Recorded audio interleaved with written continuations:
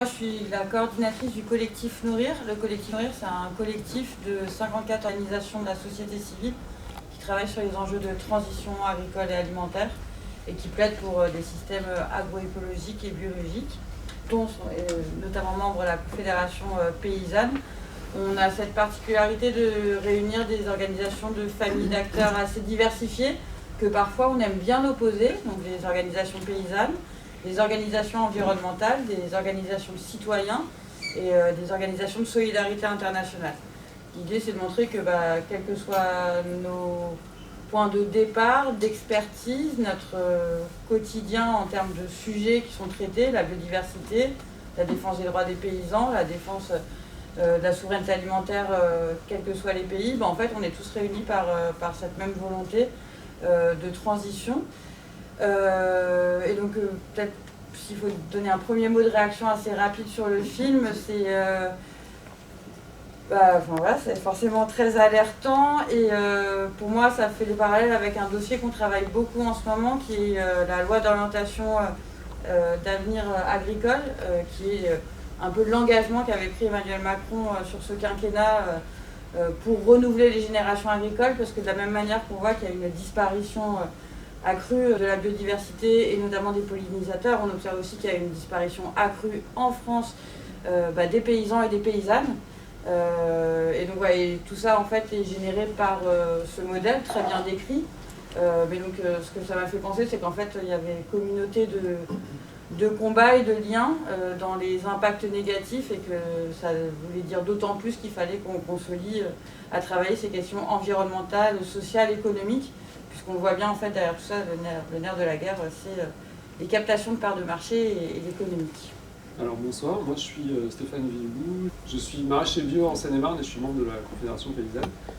Je ne connaissais pas non plus ce film, je l'ai quand même trouvé très beau, malgré le message qui n'est pas forcément encourageant. On voit beaucoup de paysages, on voit beaucoup d'apiculteurs, de paysans dans différents lieux, différentes pratiques. Il y a une belle diversité. Et par contre, oui, la conclusion me fait très peur, c'est-à-dire remplacer les abeilles par ou des travailleurs, mais on imagine un peu leurs conditions de travail, ou des robots. Chez nous, ce sera plus certainement des robots que des travailleurs. Ça ne me paraît pas du tout être la bonne solution. Donc voilà, il faut qu'on réfléchisse et qu'on agisse pour qu'on n'arrive pas là. Gaspard Manès, donc je suis maraîcher aussi, on a un peu le même profil de néo-paysan. J'ai grandi au coin de la rue là. Je me suis installé il y a 10 ans, donc par mu un peu comme vous, c'est-à-dire issu de la société civile non agricole, et souhaitant agir face aux désastres en cours, en allant mettre un peu les mains dans la terre et en prenant part à un engagement écologique et social, parce que ce sont les deux mêmes facettes d'une même réalité, et donc en allant m'installer comme maraîcher. Donc aujourd'hui on a vraiment deux branches, qui est une branche historique de paysans issus d'une tradition paysanne, fils de paysans étant à la campagne, et puis les néo-urbains qui sont pétris de bonnes intentions et qui ne sont pas toujours ni très efficaces, mais avec leur bonne volonté qui se forment quand même et qui font un peu le pont avec la société civile. Très peu de temps après mon installation, après être passé par les différentes associations para-agricoles en Ile-de-France, il se trouve qu'en Ile-de-France, en fait, comme les paysans ont quasiment disparu, c'est-à-dire on est entouré, Paris est à Paris parce que c'est des grandes plaines extrêmement fertiles sur lesquelles la monoculture céréalière s'est développée. Aujourd'hui, on a très peu d'élevage, très peu d'arboriculture. Le maraîchage s'était transformé en horticulture parce que les fleurs avaient la cote. En ville, il fallait amener des fleurs quand on sortait le dimanche. Arriver avec un bouquet de fleurs, mais les salades, par contre, venaient déjà de plus loin. Les maraîchers avaient disparu déjà dans les années 80. Il y en avait déjà vraiment plus beaucoup.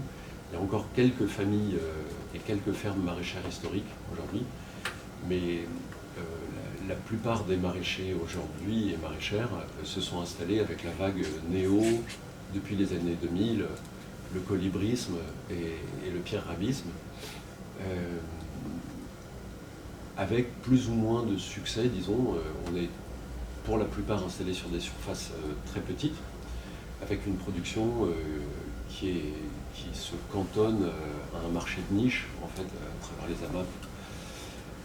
Et par contre, le gros de la production, par exemple, il y a très peu d'AMAP à Paris qui sont desservis par des petits maraîchers en Île-de-France. La plupart des AMAP sont plutôt approvisionnés par des gens qui sont en grande couronne, voire en Eure-et-Loire ou plus loin. Ou plus loin. Donc oui, la disparition des paysans qui a été soulevée. Grosso modo, dans les années 90, il y avait 1 million de paysans en France. Là, on est à 400 000 et on annonce 200 000 dans les quelques années à venir. Donc il y a une disparition un petit peu moins rapide que celle des hirondelles, dont on a perdu 90% en 20 ans. Là, les chiffres, j'ai lu les chiffres aujourd'hui, dernière étude. Mais néanmoins, ça suit à peu près la même pente.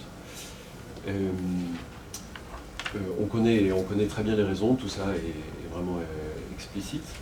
Et explicité là, c'est un système, vraiment un système agricole qui s'est d'abord construit sur la chimie et la mécanisation, et les deux étant les mêmes, les deux pattes de l'agriculture industrielle qui a été développée après les années avec le plan Marshall en fait.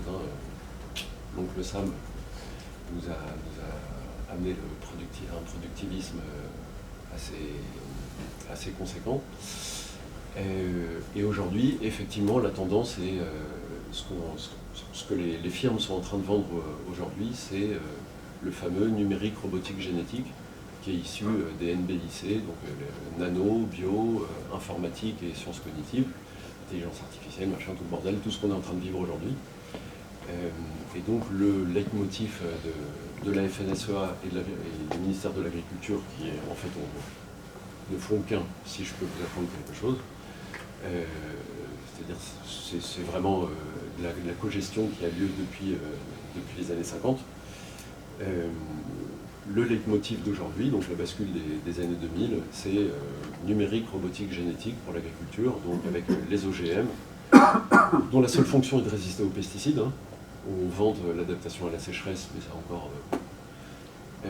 si le glyphosate est utilisé, c'est parce qu'on utilise des OGM qui sont résistants au glyphosate. Donc là, ils sont en train de décliner le truc aux abeilles. Vous avez bien compris que c'est exactement le même passe-passe. Plutôt que garder des abeilles, avoir de la biodiversité et tout, non, ça fait pas de PIB. La robotique, les drones. Donc les drones et les capteurs, on va capter un peu les pesticides, les points de sécheresse, là où ça ne pollinise pas, on met des drones.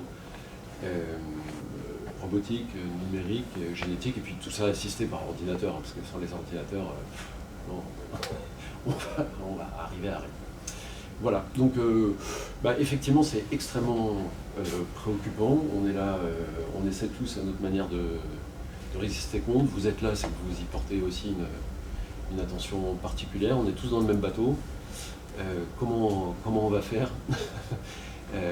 On va essayer de trouver ça ce soir. C'est une bonne note positive. Bonjour à tous. Donc moi c'est Mathieu Carbou, je suis écologiste. Donc moi je fais partie d'un groupe de travail qu'on a initié aux écologistes qui s'appelle le GT-SSA, Sécurité Sociale Alimentaire.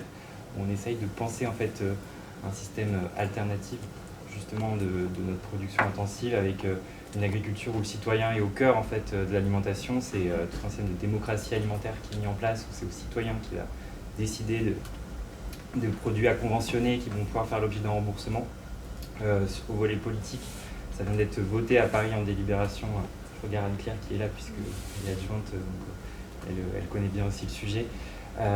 C'est de plus en plus en train de prendre de l'importance, et je pense qu'au vu du documentaire qu'on a vu là, ça peut être aussi une alternative positive, une touche positive, parce que quand on parle d'agriculture, c'est vrai que c'est souvent, malheureusement en tout cas dans nos volets associatifs et politiques, avec une touche un peu désastreuse et souvent pas souvent sympathique, puisqu'on voit l'érosion, on voit tout ce qui se passe avec l'agro-industrie, et c'est difficile parfois d'y voir clair, mais il y a des solutions alternatives qui existent, qui sont citoyennes, puisqu'à la base, cette idée de sécurité aussi alimentaire vient d'un collectif dont fait partie la Confédération paysanne et d'autres organisations qui justement repensent l'alimentation de demain.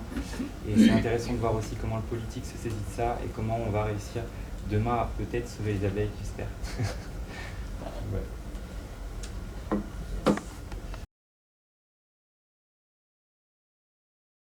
Comment on peut construire dès maintenant, nous en tant que citoyens, et aussi avoir un impact aussi dans le politique, construire l'alimentation de demain, en essayant de se détacher de toutes les logiques financières qui peuvent nous bloquer, notamment à l'Europe, comme on vient de le voir. On va faire un vœu. Et c'est marrant parce que là, on n'arrête pas de parler de l'agriculture de demain, mais il faudrait peut-être commencer par voir ce qu'est l'agriculture aujourd'hui. Là, on a décrit un peu la décrue du nombre de paysans. Donc ça s'accompagne évidemment avec une augmentation des tailles des exploitations. Ça c'est l'augmentation des surfaces par unité de travail humain. C'est horrible de parler comme ça, mais c'est ce qui définit le productivisme. Ça ne s'est fait que grâce au machinisme et à la chimie. Donc, ni plus ni moins au pétrole. Vous comprenez bien que le machinisme, c'est issu de l'utilisation du pétrole et que toute la chimie vient du pétrole. Aujourd'hui, les deux énormes menaces écologiques qu'on vit, c'est d'un côté l'effet de serre avec l'augmentation des gaz à effet de serre et donc les combustibles fossiles, et l'empoisonnement de toute la chaîne alimentaire du vivant et l'extinction de la biodiversité, la sixième extinction. En fait, la guerre de la civilisation industrielle contre la vie, et on est témoin de ça. Il s'agit déjà de bien comprendre ce qu'on a sous les yeux, et là les constats sont assez clairs, je pense, sont bien identifiés, et on a les moyens, on a nourri la population jusqu'à maintenant, et encore aujourd'hui on a des excédents. Le problème, c'est un problème de répartition des richesses et de répartition de la nourriture, mais à tel point qu'on n'arrête pas de gâcher le patrimoine, pas le patrimoine, l'abondance agricole et l'abondance naturelle qu'on pourrait utiliser à bon escient. Là, on est en train de faire de la méthanisation d'un côté, donc produire plein de plantes pour les faire fermenter et faire du gaz. On met des panneaux solaires partout pour faire de l'électricité, parce que la vie sans vidéo de chat et sans panneaux dans le métro lumineux, 14 panneaux, c'est nul. Puis la bagnole, là on ne peut plus mettre de pétrole, donc on va tout faire avec de l'électricité, bon c'est pas mal. On continue à artificialiser avec des autoroutes partout. Vous avez vu toute l'actualité autour des autoroutes et l'artificialisation. Une des causes de l'érosion de la biodiversité, c'est aussi la destruction des habitats, et notamment par l'artificialisation et la bétonisation, l'urbanisation et toutes les infrastructures de transport et les infrastructures industrielles. Un méthaniseur, c'est des hectares qui sont bétonnés. Une centrale nucléaire, ce sont aussi des hectares. Tous les moyens de transport, le flux de camions, les autoroutes, tout ça c'est de l'artificialisation. Donc ce sont des habitats naturels, vivants, qui sont détruits de façon à peu près irréversible. Les rapports de la FAO, donc le truc pour l'alimentation, l'organisation Food and Agriculture, le disent clairement. L'agriculture paysanne familiale traditionnelle nourrit les 2 tiers de la planète. L'agriculture d'aujourd'hui, c'est la confrontation et c'est la fin de la destruction de cette paysannerie et la mise en place d'une agriculture industrielle depuis 70 ans. On parle d'agriculture conventionnelle, mais personne n'a vu la convention, on ne sait pas d'où elle vient. Et cette convention, on se réfère à chaque fois, mais on ne peut pas faire autrement, il faut un pragmatisme. Là, bon, ce que décrit le chercheur au CNRS, toxicologue, là, qui est primordial. On se base, il y a une bataille sémantique, quand on parle de phytosanitaires, ce ne sont pas des phytosanitaires, ce sont des pesticides, ce sont des poisons. Quand on parle d'agriculture conventionnelle, on ne parle pas d'une agriculture, ce n'est pas la convention, ce n'est pas ce qui avait cours.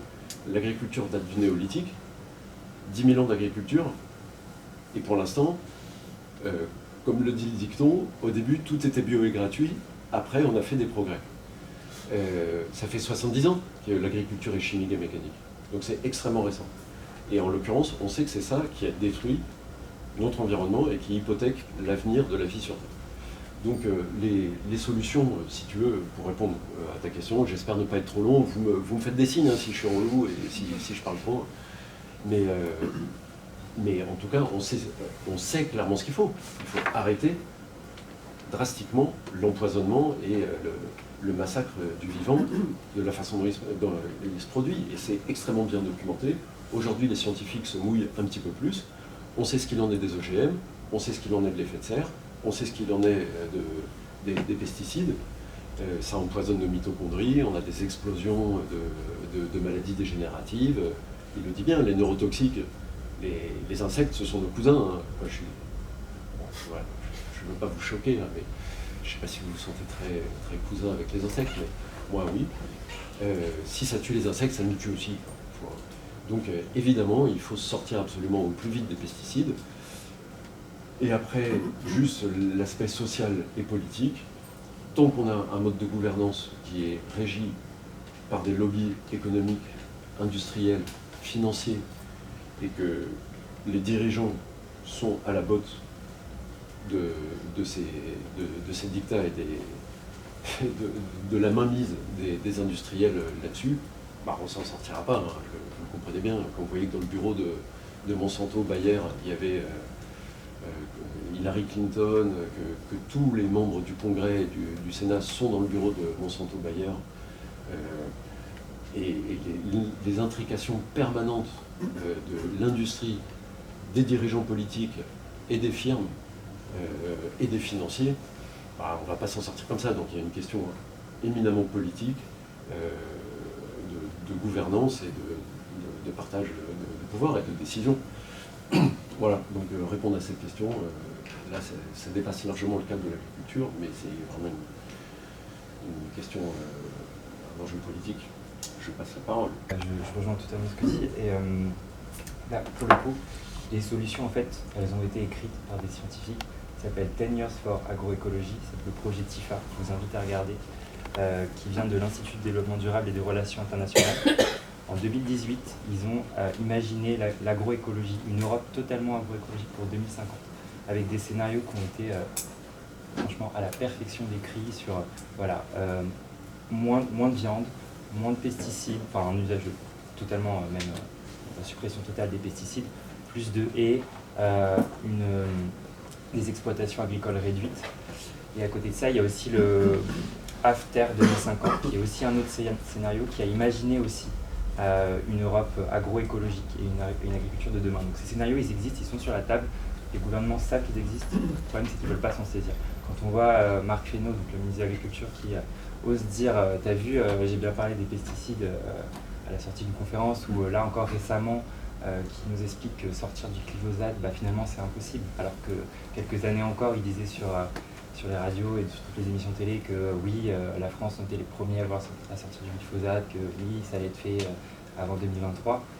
Et on voit qu'en fait, au final, l'influence des lobbies sur notre gouvernement est extrêmement importante. Et face à cela, il y a la mobilisation citoyenne, la mobilisation des militants, du politique qui se fait sur le terrain. On l'a vu là récemment encore sur l'A69, entre Toulouse et Castres, avec un projet où il y a des centaines d'hectares de terres agricoles qui sont menacées. Et en fait, face à ça, la réponse qu'on a, elle est violente. Il y a eu le dimanche sur le lieu de la manifestation, ils ont gazé les experts, les scientifiques, les enfants, les vieux, toutes les personnes présentes sur place, alors que c'était un terrain qui appartenait en fait à un agriculteur qui l'avait prêté pour pour l'occasion.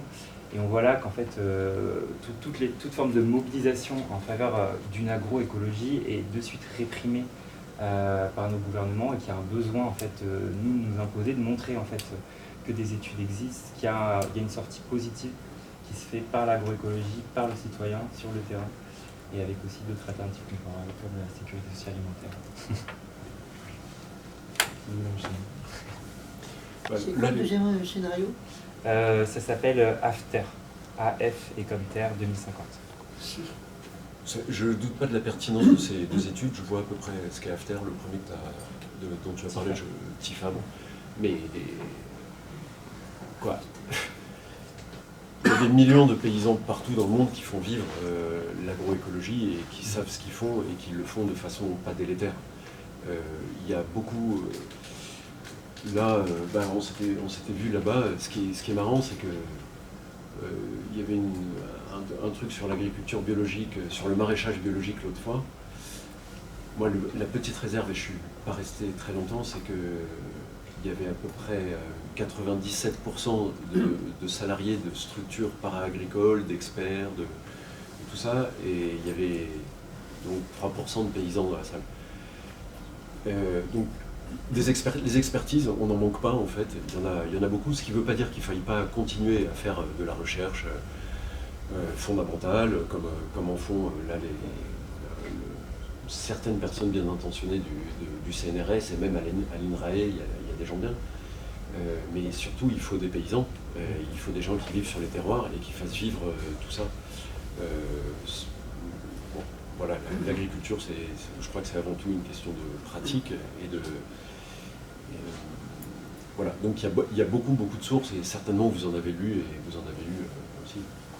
Oui, ce que je trouve intéressant de souligner quand même, c'est qu'au lendemain des conséquences de la guerre en Ukraine sur l'agriculture et l'alimentation, de l'inflation qui touche beaucoup les citoyens français, on sent que ce narratif de nourrir le monde, nourrir la planète, et donc productiviste, revient très fort.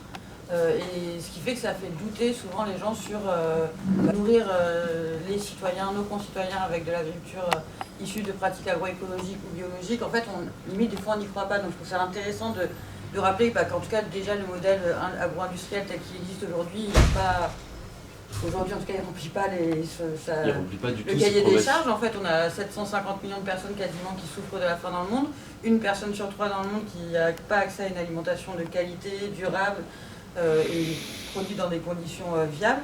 Et puis, on a aussi en face des paysans qui ne peuvent pas vivre de leur métier, qui sont les premiers impactés par la santé, qui aussi font des impacts sociaux. On parle souvent du suicide des paysans, donc on voit que de la fourche à la fourchette, on parle souvent de la fourche à la fourchette dans la politique européenne, mais en tout cas dans les conséquences de la fourche à la fourchette, aujourd'hui on a des paysans qui vivent mal de leur métier ou difficilement et qui disparaissent de plus en plus, et puis des citoyens qui ont du mal à s'alimenter et pour qui avoir une alimentation de qualité est de plus en plus chère. Donc l'équation aujourd'hui elle ne marche pas et les études nous montrent que autre chose serait possible, parce que moi j'entends souvent quand on parle d'agroécologie, d'agriculture biologique, c'est le retour à l'agriculture des grands-parents, c'est pas d'innovation, etc.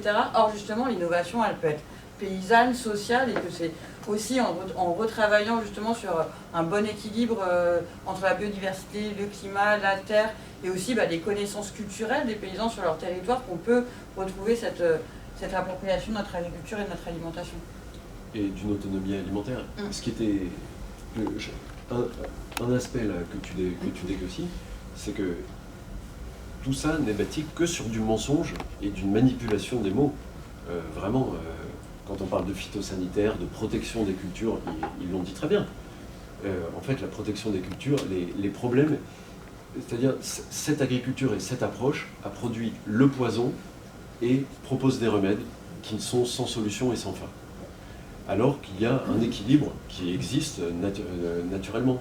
C'est sûr que la monoculture engendre des quantités de problèmes, parce que la chaîne alimentaire est quelque chose de complexe qui s'autorégule. L'autonomie alimentaire, elle est beaucoup plus envisageable avec des petites structures délocalisées et sans des grands flux de marchandises et des traités, des déstabilisations qu'on vit aujourd'hui, effectivement. Nous, non, parce qu'on est des pays riches et qu'on est extrêmement préservés jusqu'à maintenant, mais ceci dit, il y a de plus en plus de gens qui ne mangent pas aujourd'hui. La qualité, vous le savez bien, est réduite. Le prix de l'alimentation est cher parce qu'il y a de la spéculation dessus. Mais par contre, il y a une grande partie de l'humanité, là 750 millions, ça fait une personne sur 10 qui ne mange pas à sa faim. Alors qu'il y a absolument les moyens de nourrir tout le monde. Et effectivement, le dénigrement qui a lieu en permanence, c'est ah oui, les Amish qui veulent s'éclairer à la bougie. Vous savez bien, là, vous remettez en cause un petit peu, ou vous posez une question. Ah oui, les Amish, le retour à la bougie. Eh ben non, en fait, les copains, c'est absolument fallacieux. C'est le C des NBIC, c'est les sciences cognitives, c'est-à-dire ça marche sur de la propagande, au même titre que la pub marche, et de la propagande, c'est la propagande de guerre, c'est la propagande commerciale, c'est la manipulation des esprits, et il faut inverser la charge. Ce système agro-industriel financier, et c'est une agriculture de guerre, de profit, qui détruit la vie et ne nourrit pas les gens. Voilà ce qu'il faut dire, il faut appeler un chat à un moment et être un petit peu ferme et définitif là-dessus. Un autre problème se pose, c'est celui du manque de paysans, comme vous l'avez évoqué. On peut gérer la communication et le changement de comportement. On voit que ça commence à fonctionner avec les gens qui prennent conscience que les pesticides ne sont pas bons. Mais concrètement, comment on fait, comment on peut aussi apporter l'autre face de la pièce, l'autre face du problème, justement en donnant envie aux gens d'être paysans, parce que l'agriculture paysanne, c'est aussi plus de paysans, plus de gens qui trouvent cette vocation. Donc, par exemple, Stéphane, vous êtes maraîcher, si je ne me trompe pas, c'est ça? Comment est-ce qu'on pourrait donner... Je suis maraîcher, mais je n'ai pas toujours été maraîcher. C'est ça, oui, mais comment justement donner et transmettre cette envie, justement? Alors, il faut l'envie, il faut aussi les moyens. Donc, moi, je suis maraîcher depuis 2009. Avant ça, j'étais ingénieur informaticien, ce qui arrive à voir. Et juste pour vous refaire un petit peu le cheminement dans ma tête, peut-être que vous aussi, vous avez des réflexions comme ça dans la vôtre. En tant qu'ingénieur informaticien, je n'étais pas complètement satisfait de mon boulot parce que j'avais une sensibilité écologique. J'aime pas la pollution, j'aime pas la destruction du vivant. Et dans mon travail quotidien, je faisais pas vraiment des choses écologiques. J'ai cherché comment, en tant qu'informaticien, je pouvais apporter ma petite pierre à l'édifice. J'ai cherché pendant un moment et j'en suis arrivé à la conclusion qu'en fait, l'informatique, ça ne peut pas être écologique. L'informatique, c'est consommateur d'énergie, consommateur de ressources minières extraites dans des conditions affreuses pour ceux qui travaillent là-dedans. Ça va avec un système industriel. Et donc, grosse remise en question, puisque je ne savais faire que de l'informatique. À partir de là, qu'est-ce que je vais faire? Et donc j'ai arrêté mon métier et je suis allé voir des paysans. Je suis allé faire des stages chez eux pour voir comment ils travaillaient, parce qu'il me semblait que mon temps de travail serait plus utile à produire la nourriture bio plutôt que des logiciels très vieux. Et donc, il y a déjà ce chemin dans la tête, le C du NBIC, mais dans l'autre sens, sur se dire qu'est-ce qu'on peut faire individuellement et aussi collectivement pour changer les choses. Voilà. Et après, donc, ça c'est une première étape, mais il faut aussi les moyens de pouvoir faire ça. Nous à la Conf, on voudrait 1 million de paysans, c'est ça? De nouveaux paysans. C'est le motto, ouais. Des paysans nombreux pour des campagnes vivantes et 1 million de paysans, ce qui semble aujourd'hui complètement décalé, mais qui était la réalité jusqu'en 90, c'est-à-dire il y a 30 ans. Donc on n'est pas 1 million ce soir dans la salle, on n'en pas ce soir, mais... on fait beaucoup de débats. Ouais. Mais peut-être qu'il y en a quelques-uns parmi vous, parmi vos connaissances qui qui réfléchit, je ne sais pas. Et donc après, il faut les moyens de s'installer paysan. Voilà. Donc il faut se former, il faut accéder à la terre, il faut qu'il y ait une possibilité de commercialiser. Ça rejoint l'idée de la sécurité sociale et alimentaire, puisqu'il faut que les gens puissent avoir accès à cette nourriture. Il faudrait aussi que, c'est très large comme sujet, il faudrait aussi que les aides, notamment la PAC, aillent vers l'agroécologie, plutôt que d'encourager à continuer à produire beaucoup des aliments bas de gamme qu'on va exporter, qui vont aller ruiner l'agriculture paysanne dans notre pays. Donc il y a beaucoup de facettes au problème. Et parmi les moyens, bah oui, il y a l'accompagnement déjà. Quand on est, moi je suis né à la campagne, mais je suis venu travailler en ville. L'informatique, c'est plutôt un boulot quand je suis en ville. Et du coup, j'ai un peu perdu mon lien à la campagne. Mes grands-parents étaient agriculteurs, mais j'ai pas vécu, ils étaient à la retraite quand je suis né. Donc j'avais pas de lien direct avec l'agriculture. Je connaissais l'environnement de vie parce que j'ai passé mon enfance, mais comment est-ce qu'on fait pour devenir agriculteur, ça a été complètement après. Et tu parlais tout à l'heure des associations para-agricoles. Il y a un petit écosystème d'associations, d'organismes qui interviennent à différents niveaux pour refaire un lien un peu entre des urbains comme moi qui ont envie de retourner à la campagne pour y travailler notamment, et les paysans qui sont en place et le milieu agricole. Donc il y a ces structures-là qui font un super boulot et qu'il faudrait aider et développer, ou consacrer probablement des fonds publics. Oui, vas-y. Je peux rajouter quelque chose, bien sûr. Il se trouve qu'on est tous les deux maraîchers. Hein. On est sur moins d'1 hectare de culture.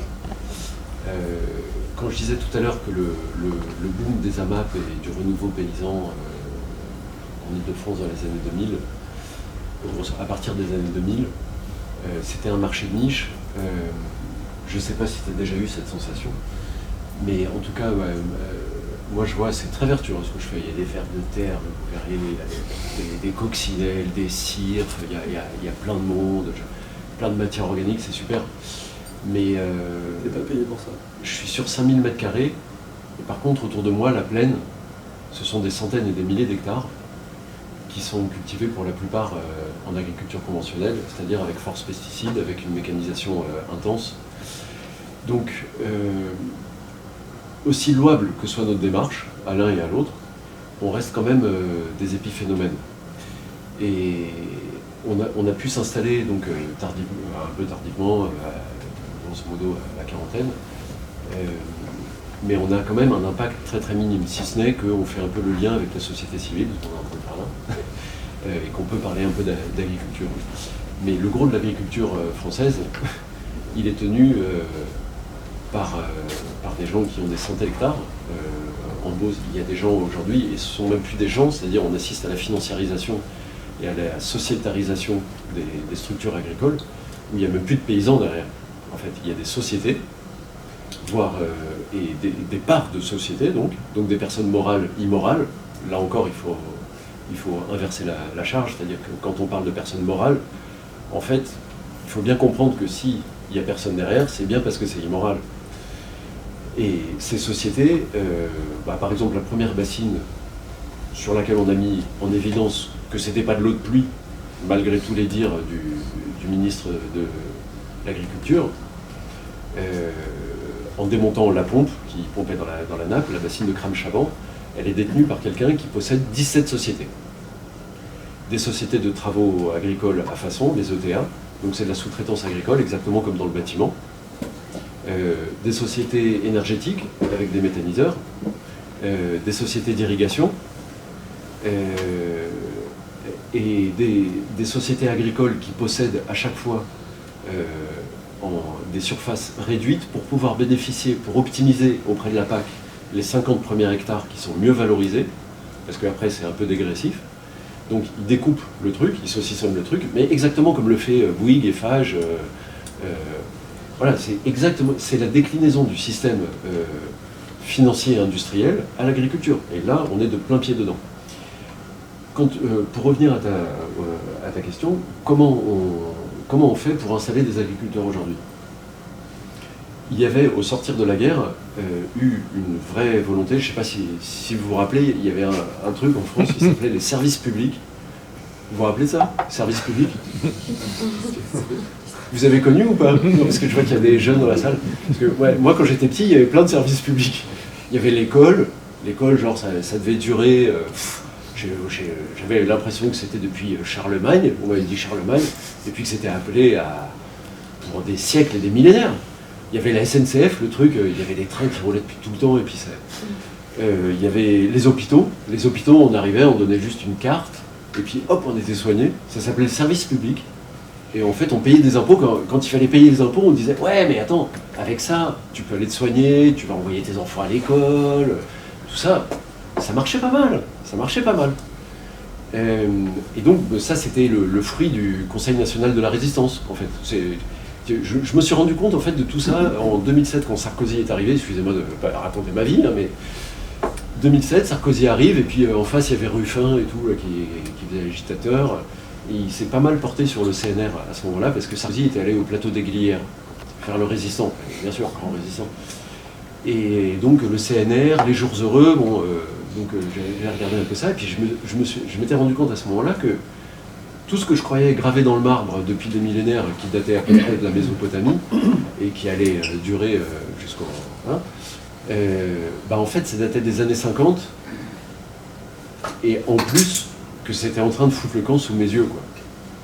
Et de péricliter, et là, on est vraiment en plein dedans. Je ne sais pas si vous avez essayé d'aller chez le dentiste. Quoi, remarque, à Paris, vous êtes bien lotis. Mais ça devient vraiment compliqué, quoi. Et puis, pour envoyer ses mômes à l'école, c'est un peu compliqué aussi. Il faut trouver quand même des cours à côté, parce qu'il n'y a pas toujours les profs. Bon, bref, tout ça. Et donc, dans cette foulée d'État-providence, de biens collectifs, de prise en considération de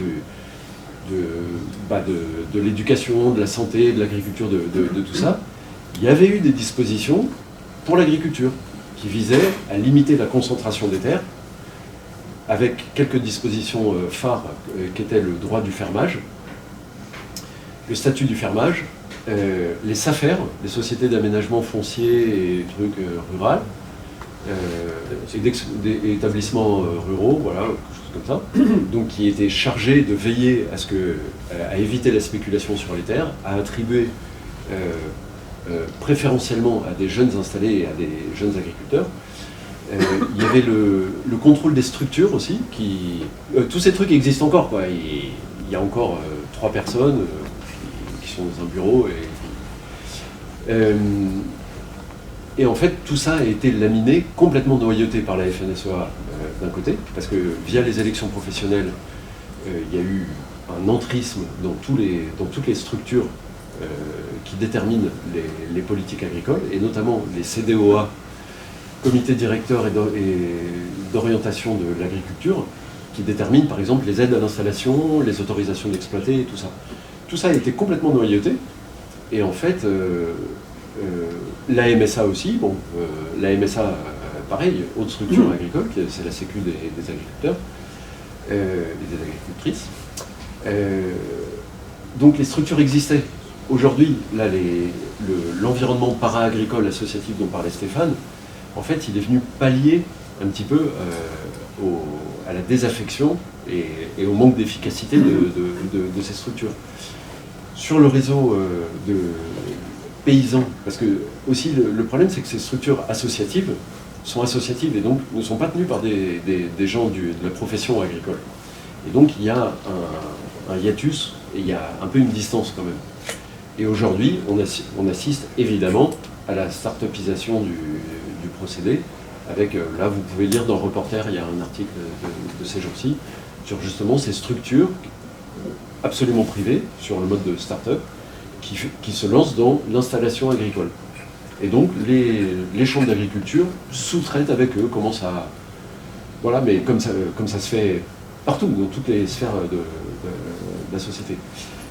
Donc le problème, c'est quand un système est trop pourri, à quel moment on l'abandonne et on crée des alternatives, ou bien on essaie quand même de défendre les structures qui existent, c'est-à-dire reprendre le jeu institutionnel avec, à travers les élections professionnelles. Par exemple, là, dans un an, on a les élections professionnelles.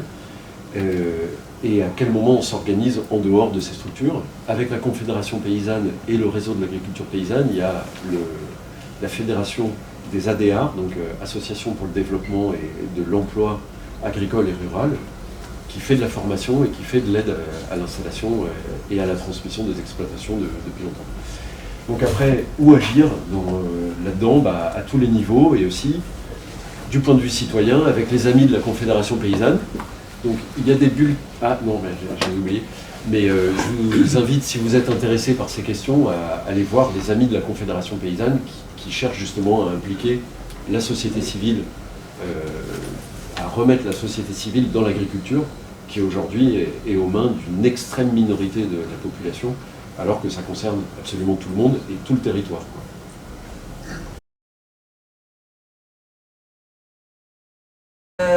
Franchement, si j'avais la recette parfaite, je la partagerais tout de suite. Et les méthodes, elles sont pas... Il n'y en a pas une seule en fait, et je pense que c'est souvent un mélange de plaidoyer, d'expertise, de sensibilisation et puis de patience. Souvent les résultats font long cours. Par exemple, au côté collectif Nourrir, là on a déposé un recours à la Cour de justice de l'Union européenne sur le fait que le plan national français de la PAC, je ne vais pas aller dans les détails, ait été approuvé alors même qu'il ne répond pas aux objectifs climatiques, biodiversité et environnementaux qu'elle-même fixait l'Union européenne. Donc là, ça fait 1 an qu'on est lancé dans le processus. On sait qu'on n'aura pas de décision d'ici 2025-2026, donc il faut être patient dans ce genre de processus. Mais le fait de faire ce recours permet de parler en fait des résultats de l'étude et de continuer la sensibilisation, de trouver des nouveaux alliés, de faire que des alliés européens en Allemagne, en Espagne commencent à se poser la question de eux-mêmes faire un recours. Et donc déjà de faire monter le sujet. Je pense que aussi le fait d'exposer peut fonctionner et ça peut faire le lien avec la question des pesticides. Alors c'est une victoire qui est encore à construire, mais dans le cadre des discussions sur la loi Egalim, plusieurs organisations avaient dénoncé le fait que l'UIPP, donc qui est l'Union des industries pharmaceutiques, j'utilise leur nom officiel, mais bon, le lobby des pesticides pour la faire rapide, avait utilisé un argumentaire vis-à-vis des députés mettant en avant des risques de perte de dizaines de milliers d'emplois par rapport à une mesure qui pourrait paraître pour le coup quand même tomber sous le sens, c'était de dire en fait on n'a pas le droit d'exporter dans des pays tiers en dehors de l'Union européenne des produits qu'on a interdit d'usage chez nous. C'est-à-dire qu'un produit qu'on considère tellement nocif pour l'environnement, pour la santé des agriculteurs ou des populations, si nous on ne veut plus l'utiliser chez nous, on ne va pas le produire pour aller le faire utiliser ailleurs, d'autant plus qu'en plus c'est des productions qui reviennent chez nous. Et donc il y a eu ce chantage à l'emploi qui a été dénoncé par plusieurs organisations de la société civile avec un recours auprès du Conseil d'État et une mise en demeure par le Sénat et l'Assemblée nationale de l'UIPP, ce qui fait que ça a permis à ce que cette disposition soit réellement appliquée à partir du 1er janvier 2022. Alors si c'était aussi simple et que c'était une belle victoire comme ça, ça serait peut-être plus.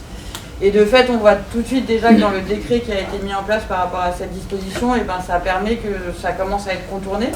Donc notamment ce décret d'interdiction d'export des produits interdits d'usage chez nous, désolé c'est un peu... en fait, parle des produits, on va dire une fois mixés pour faire simple, et pas des substances actives.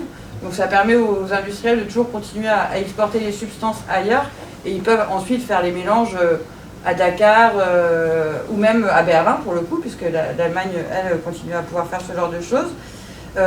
Et aussi que, plein de petites ramifications dans le décret qui font que par exemple les néonicotinoïdes dont on parlait là, qui sont aujourd'hui interdits en France, continuent à être exportés pour plusieurs milliers de tonnes via l'Allemagne. Donc pareil, on fait des circuits parallèles. Et donc on voit qu'on est toujours en train de courir un peu derrière ces failles dans la législation. Mais on sent bien que ça a attiré quand même beaucoup plus l'attention des journalistes, des parlementaires aussi, sur aussi cette pratique du lobbying. Et donc je pense que ça aussi c'est un aspect qui est assez intéressant d'exposer. Et là-dessus il y a beaucoup de structures de médias, de journalistes qui sont mis en lien. Alors il y en a pas mal en Angleterre, mais en France aussi. Vous avez sûrement entendu parler par exemple du média Splan, qui travaille surtout en Bretagne aussi. Mais c'est aussi ce genre d'action de recherche et d'enquête qui sortent parfois de nos structures et qui sont exposées, qui peuvent permettre d'avoir ce type de victoire, quoi. Mais donc les leviers d'action, ils ne sont pas uniques.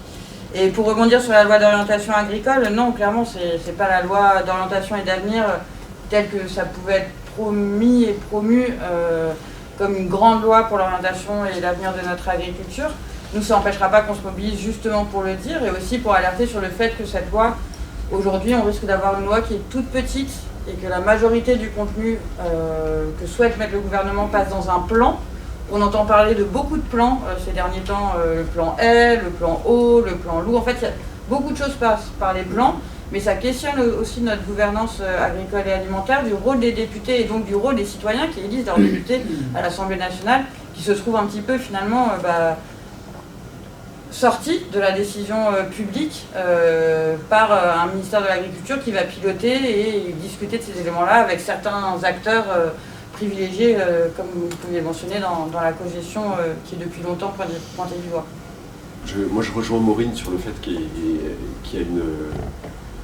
comment on appelle ça dans le langage militant, on dit la diversité des modes d'action et la pluralité, et il y a un spectre qui est large. Le jeu institutionnel, il ne faut pas le délaisser. On voit bien que quand on le délaisse, en fait, on le laisse faire.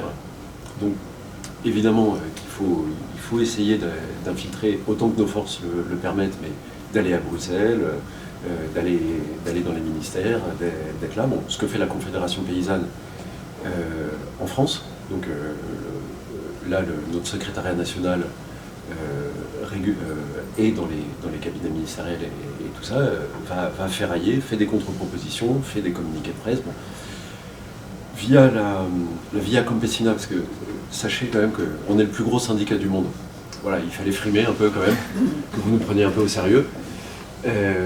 La Confédération paysanne a été membre fondateur de la Via Campesina, qui est donc de fait le syndicat paysan international qui regroupe, j'aurais bien fait la devinette, j'ai bien, mais on est beaucoup, il y a 200 millions de personnes qui donc sont incluses dans ce syndicat. Et là, c'est plutôt à la FAO et à l'ONU, donc il y a eu par exemple l'UNDROP qui est sortie, United Nations Directive for Rights of Peasants, un truc comme ça. Donc ça, c'est le jeu institutionnel. Après, localement, nous, la Conf Île-de-France, quand on a le temps et qu'on y arrive, on appelle les députés, on envoie une lettre au préfet ou un truc comme ça.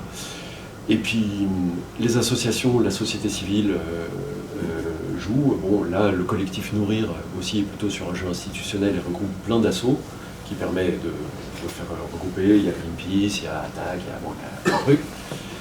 Et puis après, le spectre va jusqu'à des modes d'action qui sont auxquels on s'associe aussi avec la Confédération paysanne, mais des fois certains enlèvent les drapeaux et ils vont sous d'autres casquettes, voire pas de casquettes, voire d'autres couvre-chefs, tels que par exemple la campagne des soulèvements de la terre, à laquelle la Confédération paysanne s'est associée depuis le début, parce qu'il y avait beaucoup d'objectifs communs partagés. La lutte contre les bassines, par exemple, ça date des années 2000, quoi. Et c'est des projets qui datent d'il y a 30 ans. C'est-à-dire que Beauvais déjà était sur le coup dans les années 2000.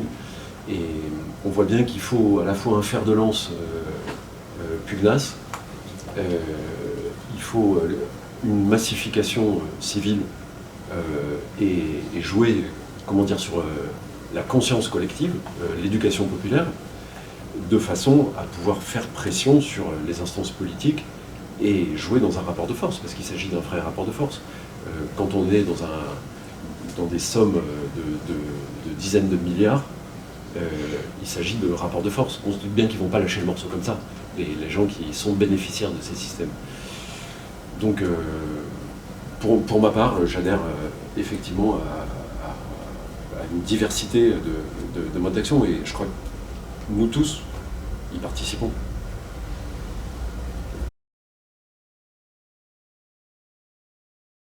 Il y a des normes et puis il y a les pratiques. Les pesticides, c'est des produits effectivement très dangereux. Donc il y a des normes de stockage, par exemple, on doit les stocker dans un local fermé, ventilé, contrôlé. Il y a des dosages, on doit mettre des masques quand le produit l'exige, une combinaison, des gants. Enfin, Et puis après, il y a les pratiques, c'est que des fois il fait très chaud, il faut aller vite, donc je ne suis pas sûr que ce qui est sur le papier et qui a dû être dans le dossier de demande d'autorisation pour dire le produit n'est pas dangereux est vraiment appliqué et applicable dans toutes les situations par tous les paysans. Donc effectivement, c'est les premiers à subir les conséquences en respirant, en le touchant, ça peut passer par la coupe. Ouais. Il y a une super émission de la série documentaire Ou les pieds sur terre avec des témoignages.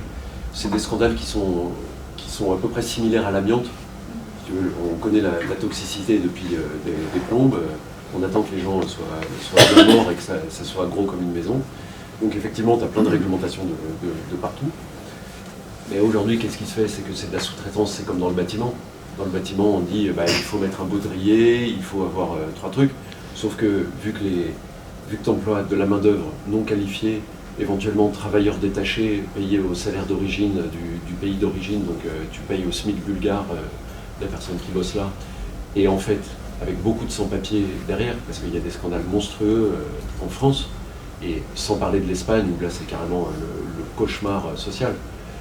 C'est des salariés migrants dont on prend les papiers à l'arrivée, et eux, tu te doutes bien qu'on ne va pas se soucier de leur santé, dans la mesure où... donc il y a ça pour les travailleurs. Après, les gros céréaliers qui épandent, eux, ils sont dans des cabines avec des filtres à charbon, ils manipulent avec des gants, ils savent très bien, et ils ne se mettent pas vraiment en cause. Par contre, l'école qui est à côté des vignerons, tout ça, donc les travailleurs, c'est les travailleurs pauvres de l'agriculture, ils en prennent plein la gueule, les riverains aussi, et les consommateurs, c'est-à-dire nous, on en prend évidemment, parce que ce sont des molécules qui sont extrêmement rémanentes. Aujourd'hui, là on parle des PFAS, je ne sais pas si vous avez entendu parler de ça, c'est les polluants éternels. Le truc, ça ne se dégrade pas. Dans les nappes phréatiques, on trouve encore des molécules qui ont été interdites il y a 40 ans. Le PCB dans le Rhône, ça a été interdit dans les années 70. La pêche est interdite dans le Rhône aujourd'hui, il y a trop de PCB. Donc la chimie de synthèse du pétrole, c'est extrêmement rémanent. Et donc en fait, il y en a partout. Puis il y en a dans le pluie et tout ça. Donc ta question est juste, c'est-à-dire il y a des gens qui sont très exposés dans leur utilisation. Mais la réalité, c'est que c'est difficile juridiquement aussi de prouver le lien de causalité entre le pesticide et l'apparition d'une maladie ou d'un cancer. C'est souvent extrêmement compliqué et ça ne suffit pas d'être juste un collectif de victimes. Enfin, je pense à la plaine de Ligny qui était près de la Charente, où là, il y a eu tout un cas d'épandage de pesticides qui ont causé des cancers sur tout un tas d'enfants aux alentours et ou encore là, il y a de la mobilisation de citoyens pour essayer de prouver le lien de causalité, mais il y a une forte pression des lobbies aussi qui empêche parfois de démontrer le lien de causalité juridiquement en tout cas.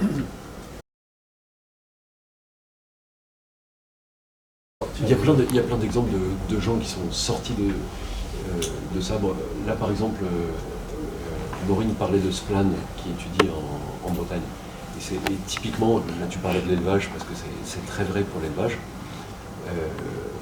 Ça se fait, et bon, ou ce que disait aussi un des apiculteurs, c'est-à-dire qu'ils sont obligés d'augmenter, c'est la fuite en avant, c'est la croissance, tu rentres dans un système d'aide, le système d'aide où tu es obligé de grossir, et tu es tenu par la dette et des engagements, et étant donné que c'est la politique qui est menée, qui te force à ça, difficile d'en sortir. En revanche, avec l'agriculture biologique, sauf que là, clairement, il y a eu un sabordage de l'agriculture biologique organisée. Vraiment, la crise du bio aujourd'hui, c'est le résultat d'une contre-politique des pouvoirs publics, avec la concurrence avec le label HVE, par exemple, de valeur environnementale qui n'a rien d'environnemental, avec la manipulation par les grandes surfaces et la spéculation et plein de leviers. Mais grâce au bio, il y a pas mal de fermes qui avaient fait le choix de passer en bio, qui avaient pu valoriser mieux avec le circuit court, mais pas seulement, et qui avaient, quand tu passes en bio, tu as beaucoup moins d'intrants. Tu as d'autres charges qui sont liées à la mécanisation. Donc il y a évidemment qu'il y a moyen d'en sortir, évidemment. Et de toute façon, en fait, si on pense de façon un peu réaliste, il n'y a pas le choix. Il n'y a pas le choix. C'est cette fameuse phrase, c'est plus facile d'imaginer la fin du monde que d'imaginer la fin du capitalisme. Et on est là-dedans. C'est-à-dire, on est prêt à accepter, on se représente le désastre absolu sans réussir à remettre en cause et à se dire ce sera plus facile de disparaître que de changer le système. Donc évidemment qu'il y a des solutions, ça demanderait du courage politique, ça demande de la pugnacité de la part des gens qui sont prêts à s'y coller, ça demande de l'intelligence, ça demande de l'éducation, ça demande du soutien citoyen. C'est aussi tout un faisceau de forces conjointes qui peuvent réussir à infléchir la tendance, je dirais. Je ne sais pas ce que vous en pensez. Je pense que derrière, c'est la question toujours de où est-ce que va l'argent public. Enfin, là, on parlait des pesticides, des néonicotinoïdes. Il faut savoir qu'aujourd'hui, les coûts générés par les pesticides, pour nous, les citoyens, en termes d'évolution, d'impact sur la biodiversité, etc., au niveau européen, c'est 2,3 milliards par an qui sont pris en charge par nos impôts de manière directe ou indirecte. Et en plus, ce calcul a été fait par un institut qui s'appelle le BASIC, et c'est vraiment le haut de l'iceberg, parce qu'il y a tout un tas de coûts sociétaux qu'on ne peut pas financer, notamment la vie humaine aujourd'hui, ça n'a pas de prix.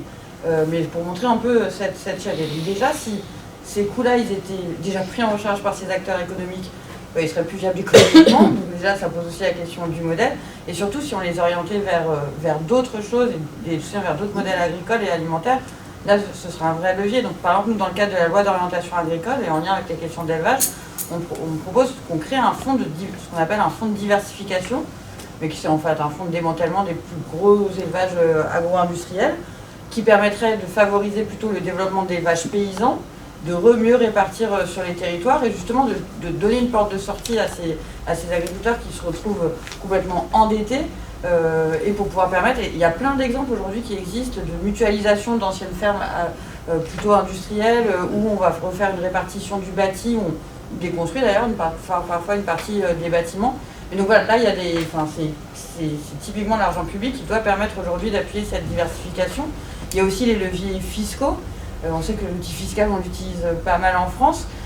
Aujourd'hui, notamment pour toutes les organisations qui travaillent sur le partage des machines, comme les fédérations FNQMA, donc qui travaillent sur la mutualisation des machines, et même à très petite échelle pour les agriculteurs, pour éviter qu'ils s'endettent à acheter une machine qu'ils vont utiliser très peu, bénéficient de beaucoup moins d'avantages fiscaux que des sociétés qui vont vendre des machines et qui nous permettent de pouvoir, d'aller dans cette course à l'endettement. Donc il y a vraiment aussi là, il faut regarder vers où on oriente la dépense publique, mais il y a des leviers très clairs qui peuvent permettre de travailler sur ce type d'exploitation. Et il y a notamment la Fédération pour la Nature et l'Homme qui a travaillé avec le réseau Civan, qui est un réseau de paysans qui ont justement expérimenté ce travail de restructuration de fermes d'élevage industrielles avec tout un tas de recommandations pour réorienter vers de l'élevage paysan.